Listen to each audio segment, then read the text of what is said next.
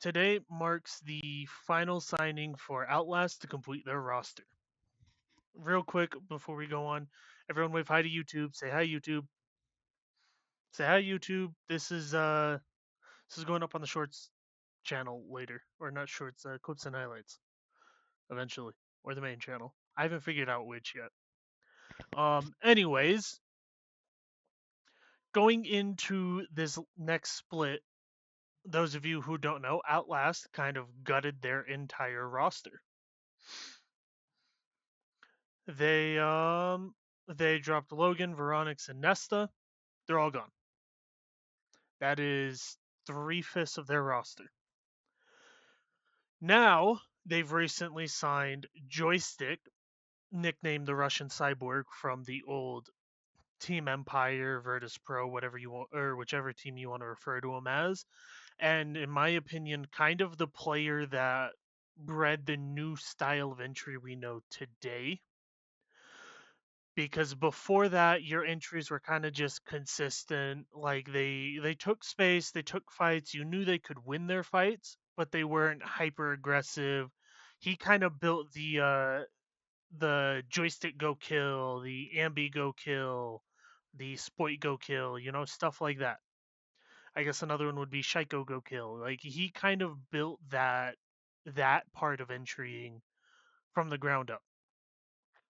Then they signed Tyrant, which I don't know too much about Tyrant. I know Tyrant has been around a little bit. He's known with Kendrew, stuff like that. Like he played on Wolves. That's pretty much all I know about Tyrant. I don't know too much about Tyrant. And finally, to complete the puzzle, they signed Iconic. Known for his 1v5. I think it was a 1v5. I don't know. I wasn't watching when this happened, but pretty much 1v5 shotgun ace on Basement Oregon. Right? That's to complete the puzzle. So now, those of you following along, the Outlast roster is now Millie, Trevmac, Joystick, Tyrant, and Iconic. In my opinion, great roster, has a lot of potential. And like I said on Twitter, it quite literally is built to build these two rookies from the ground up. Now, that being said, do I think this team makes the next major? No. I don't think they can in the short amount of time they kind of have. Do I think they improve dramatically? Yes, I do think they improve dramatically. I think they'll become a middle of the pack team. Actually, let's pull up Siege.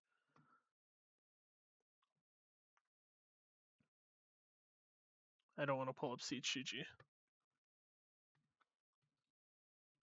I need my HLTV for Siege. Open standings. I want regional standings. It's not going to give me regional standings, is it?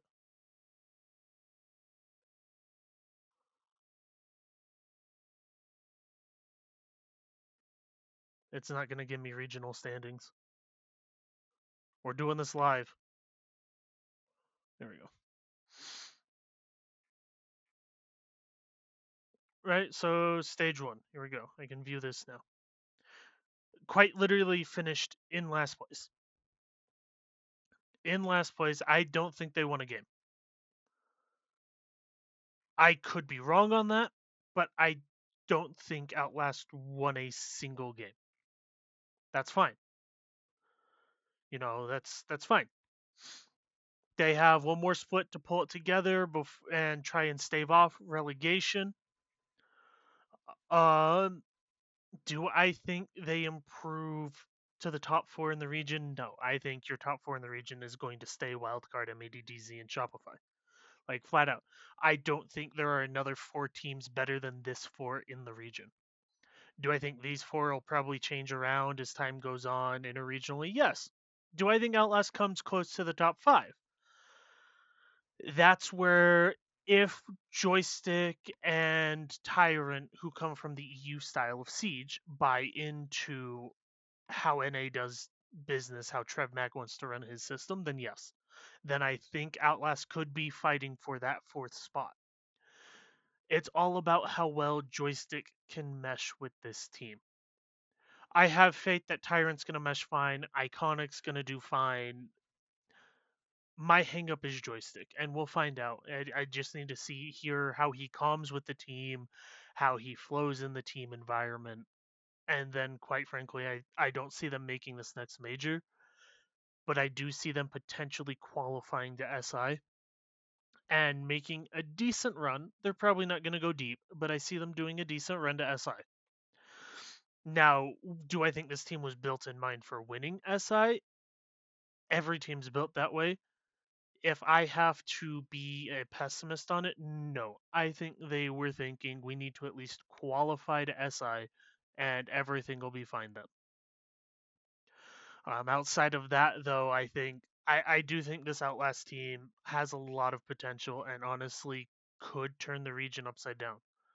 If if they manage to blow my expectations, I'll be happy because that means Joystick's back performing. That means two rookies have made it into the scene, and it honestly gives me a little bit of hope for NA, but not a lot because five rookies couldn't do it.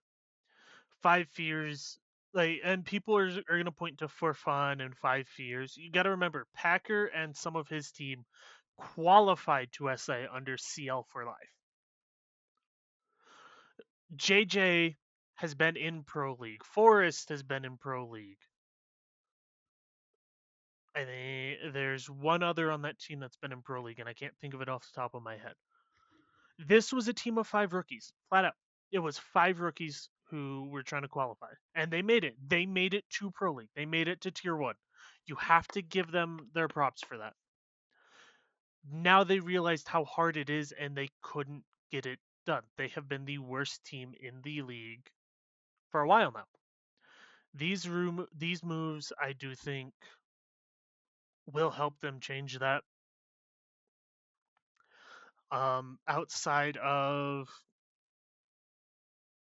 yeah, do I think this is the final team that'll make SI? No. I think there will be one more change, a singular change. And I don't think it's player. I don't think it'll be player related. I think it will flat out be a coaching change. I love 5 years, or not 5 years. I love Outlast's coach. He's a great coach. He's a good coach. I just think that there might be some other issues internally that might show its head, and I think you might have to look to the coach. It's the same issue I have with SR. I think SR needs a coaching change before they need a IGL change, before they need a system change. Now, yes, if you change a coach, you are changing part of a system. You aren't changing the whole system, you're changing part of the system. That being said, do I think Super's a good coach? I think Super was a great coach. I think he's just not where he needs to be anymore. I think SR need to move on, and quite frankly, I think Outlast will end up moving on too at some point. But again, let me make this clear. I don't hate Outlast's coach. I don't think he's a bad coach. I actually like him. I think he's a good coach. I think I just don't think he's going to be the right fit as this roster moves forward. And that's it. That's all it is. That's all I think about this. So yeah, that's everything. Um, Subscribe to the YouTube. Make sure you subscribe. I just want to get that out of the way.